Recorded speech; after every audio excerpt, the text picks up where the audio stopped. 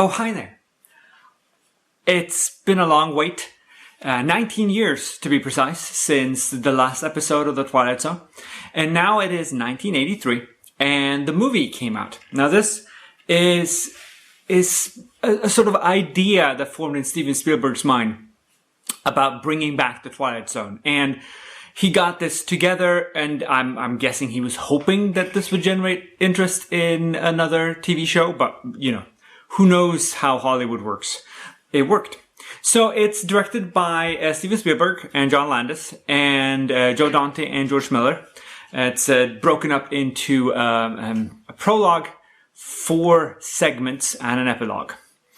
And the prologue is essentially Albert Brooks, who we've seen in Defending Your Life, and he was on SNL, and Dan Aykroyd, who of course also was on SNL and did the Ghostbusters, doing driving shtick, and they play a game where they guess TV theme songs. I don't think that would be possible today, because we don't all watch the same TV shows at the same time anymore. Because back then in the 80s, it was like Thursday night, this TV show, everyone watched it, everyone talked about it the next day. And there was only a certain number that were popular. Now, with the diversity of platforms and shows, there's no such thing as an iconic theme song that everyone knows anymore. I think if you did this game, it would all be stuff from the 80s and 90s. I could be old and mistaken, of course. They reference Time Enough at Last, some kind of a stopwatch, even though they think it's an Outer Limit episode, and the After Hours. And that's the end of the prologue. Then we get to segment 1, which is A Quality of Mercy, which, of course, we've seen. That's the episode where Soldier has to sort of live the opposite of what is supposed to happen when they charge this Japanese bunker, that they are the Japanese charging an American sort of position. This was rewritten a lot and stars Vic Morrow, who is a racist asshole, and goes on a heavy tirade and then gets pulled into the Twilight Zone. Hi, Cat. And gets to sort of experience what it's like to be on the other side of that tirade. There's not a lot to say about sort of this segment itself. It's a really well-made segment of the Twilight Zone. It has all the haunting elements of it. There's some bits that I don't really like the fact that he apparently appears black in one of the segments. Everyone says that, he's a black person. And we can clearly see he's not. And I think they could have done more with that. It's very fleeting. There are 2 weird things in that part as well, the KKK bit. He breaks he has his hands tied behind his back, and he runs up against a car, and the smooth bumper cuts the rope. It's very weird. And then in the very next sequence, they have someone who has been on fire that they've put out, and he isn't burned anymore. I don't know why they did that. It seems weird. And then the episode ends. It's not that important. The thing that everyone talks about when it comes to this episode is the helicopter crash. So the episode was actually written with Vic Morrow's character rescuing 2 Vietnamese orphans from a village during the war, and how he runs with them, and then there's a helicopter and they're shooting at them. And they had 2 Vietnamese child actors playing these parts. And you won't see them in the movie or in the credits. And they had a sequence, and it was shot at night, which you're not allowed to have child actors at night. They smuggled them in, they paid them under the table, all this kind of stuff. And it ended in tragedy, unfortunately. So there was a helicopter crash, killing both actors and Vic Morrow as well. And the cats do not like this helicopter incident. And unfortunately, they all they all died in this tragic accident. They had pyrotechnics going off at night. The low-flying helicopter could not maintain control and crashed. There were litigations of all kinds, and both the director and the helicopter pilot and some other people managed to not go to jail for involuntary manslaughter. But this soured the relationship between John Landis and Steven Spielberg forever, and is, of course, the end of the career of Vic Morrow and the end of the lives of these two child actors. It's a great tragedy, and it left scars on the production. So Andy Hans, who is a second assistant director, I think, he has his credit changed, so it says Alan Smithy now. Now, Alan Smithy, if you don't know, is sort of an industry term for I don't want to be part of this. So a lot of people change their names and then they pick Alan Smithy when they want to disavow a project. So that's what happened. That's the end of the first segment, and then we move into second segment.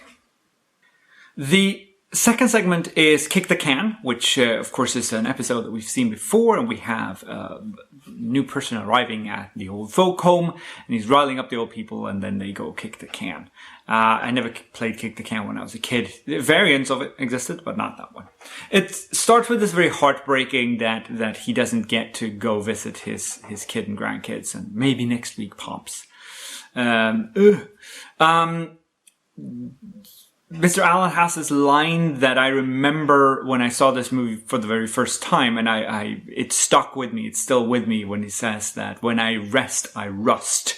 If I'm ever getting an old age tattoo, that will be the one.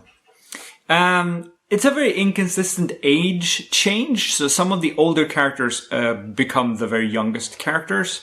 But the age overall is very sort of discrepant in this group of old folk. And of course the cat just turns into a kitten. It wouldn't have regressed more than 5-6 years at most. It's a great segment. I like the remake of Kick the Can. It works on a lot of levels. There isn't that much to say about it. It's a heartbreaking and heartwarming episode where they find themselves, and yeah, it just works. I like it.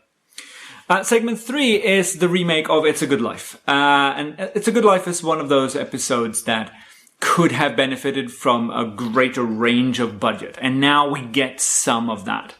So, of course, she comes and she asks for directions at this gas station. And the first thing he says is just head to Beaumont. Which, of course, a nod to the writer. And he asks, where are you from? And she says, Willoughby. And he goes, nice place. Which, of course, we already know Willoughby is a nice place, right? Bill Mumy, who played the very scary kid in the episode, he's in the barn, trying to steer people away from fights. And so we at least get to see him. That's nice. And Bill Mumy does that a lot. Like, he appears in the Lost in Space remake, just sort of as an aside. Not as a character, but he appears on a badge, like a picture on a badge. It's a thing he does. I like it. So the crash with the bike, when I looked at this, I was like, ugh, did they have the kid go into a moving car? But it's not. It's a mannequin. It's holding position, and they just roll it into the back of the car. If you slow down the footage, you can tell. And they cut away the moment he tips over because the leg stays up at a weird angle, which of course a kid would not do. But it's nice. I think that's the most reasonable way to make that crash happen. So they go to his house, and there we find Uncle Walt, who is Kevin McCarthy, who we've seen in a lot of episodes of The Twilight Zone. And he does his thing. He's really good at this. Ethel, sister, I guess. Not the sister with no mouth, but the other sister. That's Nancy Cartwright. And Nancy is most known to, of all the actors here, I think everyone who's watched any of my commentaries has heard Nancy Cartwright, because she is Bart Simpson's. And Bart Simpson has been on the air now for forever. And it's just this massive sort of thing. Of course, you don't know what Ethel looks like or what Nancy looks like. It's not a thing. We only hear Bart. When he does the hat trick with the rabbit, she yells, "Wish it away," and it pulls back into the hat. That's reverse footage of smoke billowing out, that you just sort of, the smoke pulls back. It's an old trick. You can see it all over the 80s. And instead of wishing people into the cornfield, he wishes them into cartoon land, which I think is kind of appropriate given how Nancy has been stuck in cartoon land playing Bart Simpson since sort of the late 80s. The monster that comes out of the TV is a physical model, well, several models that they cut between. It's just lovely. It is just a fantastic representation, physical representation of a cartoon monster. They do this really, really well. And I enjoy seeing it. I don't think this would look nearly as cool if they made it today with CGI. Because this physical thing looks a lot more terrifying because it has sort of a presence to it. And then they drive off, and you have this matte fade where you have two mattes. One is the grey one, and one is with the flower, and you can see sort of the flowers progressing as they drive off. And I think it's just a lovely, lovely way to end the episode. I hope that everything works out well for these two oddball characters. And then we move into segment 4.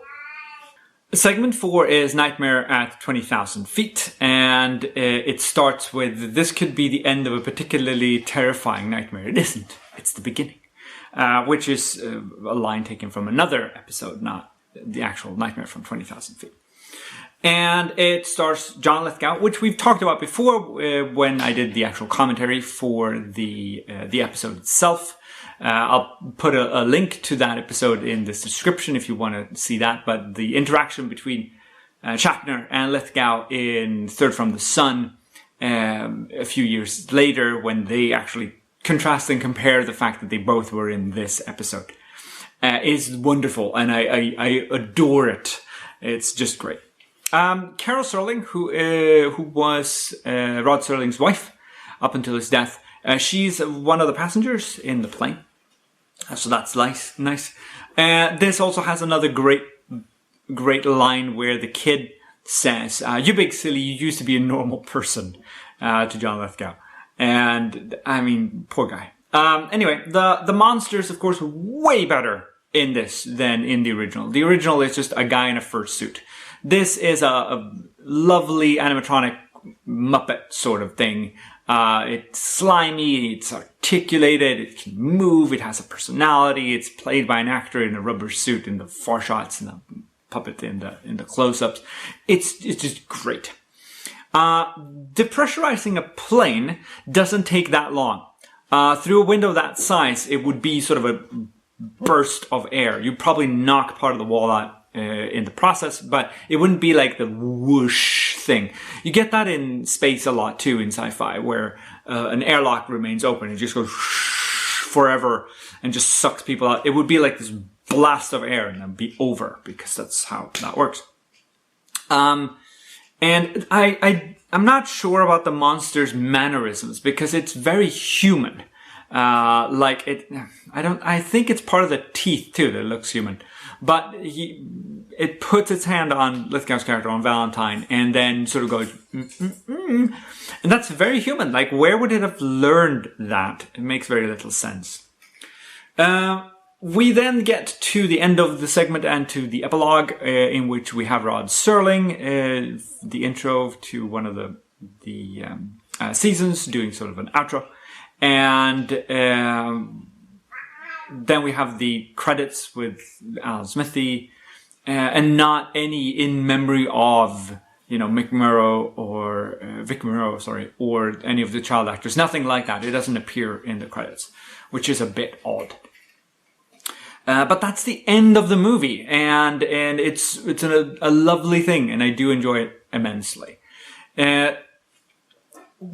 This brings us to a slightly smaller time skip, about 2 years into the future, when the 80s version of the Twilight Zone series starts. And I will see you next week to start looking at that. Take care now. Bye.